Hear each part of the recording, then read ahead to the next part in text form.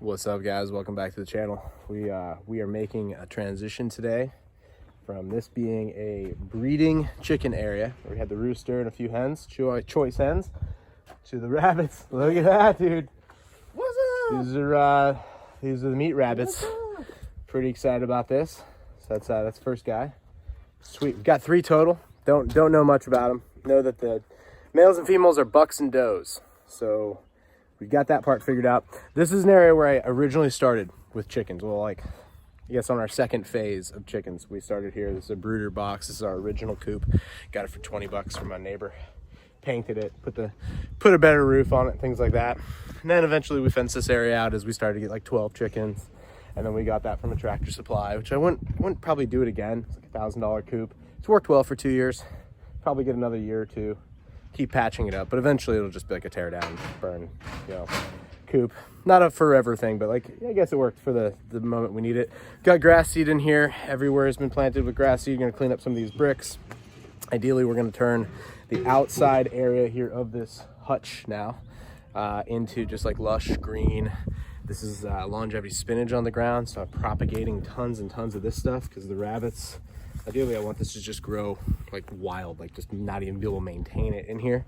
So I can just let the rabbits open the door every day, let them out, let them feed, graze it, and then ideally stay up with it, meaning that I have more growing capacity than they're consuming. Got this like kind of shade structure, keeps the predator birds off of them, but right now we've got it off because we just want the grass seed and everything to take. So for the next few weeks they'll be in the hutch, and then after that point we'll be we'll have our hopefully a nice little green area, and if that goes well we'll probably do like a door for them, and we'll start giving them a secondary space. The idea with the secondary space is that they'll be fertilizing and doing some passive work for us on our fruit trees, and then also we'll reduce the amount of feed we're giving them and give them like super awesome feed that we grew ourselves. So that's kind of the goal there. They're cuddly, man. They're cuddly, man. There we go. All right, so what's sweet about rabbits is that their droppings are usable immediately. So you can go ahead, this is a Florida peach, so we can go ahead and put it on there like right now, and don't have to wait for it to break down, unlike chickens. What we've determined with the chickens here is we're giving them an electric fence, giving them a different area. Got the backup fence on the food forest behind them, so if there's a failure here, we still got them contained. They are doing a great job of just ripping through, spreading their manure far and wide. About a day or two, today probably, we'll be moving them. It's been best to move them while they're contained at night, like we close the door and then just move them all in the mobile tractor there. But anyway, we built a newer coop for them back there. We got to paint it, finish a few bars in there. But ultimately, we'll be just giving them a different section of the food forest every week.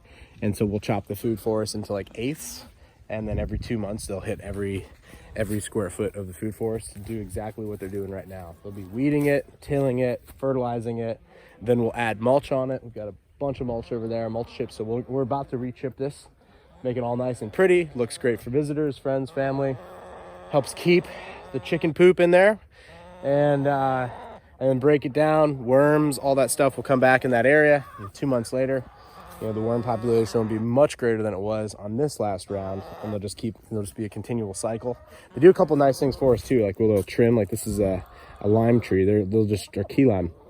They'll just trim everything. We're going to trim up some of those dead branches, but we want to get this more of a tree, not a bush. And so they'll do anything under like 2-3 feet. They'll pretty much just trim everything.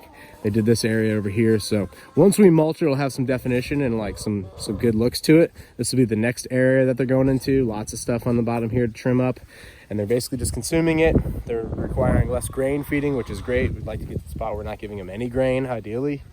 And then they're just doing labor for us. They're just doing work. We're moving from area to area to area, and we don't fertilize anything out here. Stuff grows on the trees, stuff grows on the walls here.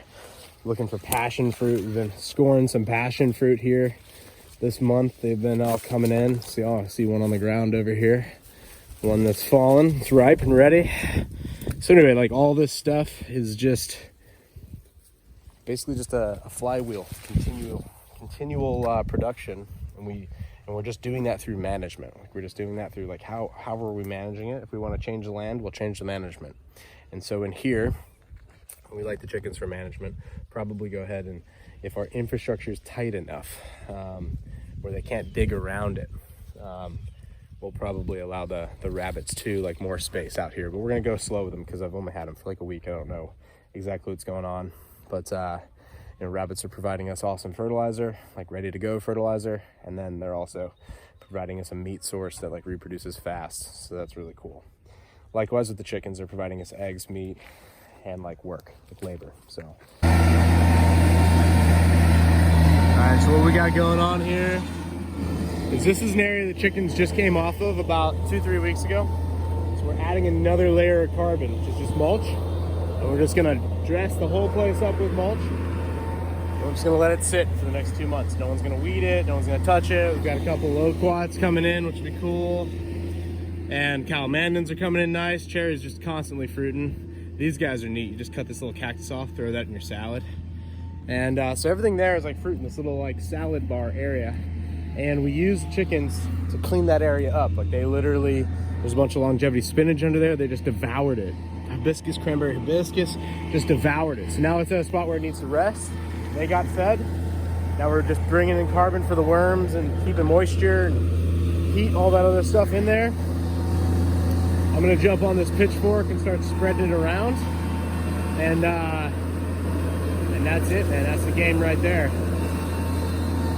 That's the game. Just carbon layer after carbon layer. Wood chips are, like, the #1 thing you need to run any homestead. Like, wood chips are the game. And once we do this enough times, in theory, we got enough biochar because I have ash mixed into these wood chips, so we've got, like, little pieces of biochar in there. Like, once we do this enough times and the soil composition's there, if we're successful in keeping it from eroding away, from washing off, it should just be there. Like, here's a piece of activated biochar. This thing's gonna last literally hundreds of years. It's just gonna be next to that mango tree. It's gonna be doing its thing indefinitely. And we should get to a spot where we don't need to fertilize in here. If we have animals in here, it'll be easy to maintain it and they'll provide the fertilizing, but we don't need to do anything in here. We don't even water in here. We don't do anything in here. So, you know, now that they're established, I started this thing like maybe 19 was like I started with planting just the mango, which she got shocked last year. This one's not doing well. But I started just like that, and then it just continuously built. Probably have another 2 years of putting more love into it. And then at that point, like, these trees should be mature, kind of like this loquat. I got this loquat in 2015, and I was renting a property, and I kept it in a pot and moved it here when we bought our own property. But this one actually came from Italy, interestingly enough. It came from a seed from an old Italian lady who brought it over, so pretty neat. But yeah, so I'm gonna help Kurt. I'm gonna get on this pitchfork and just get doing it.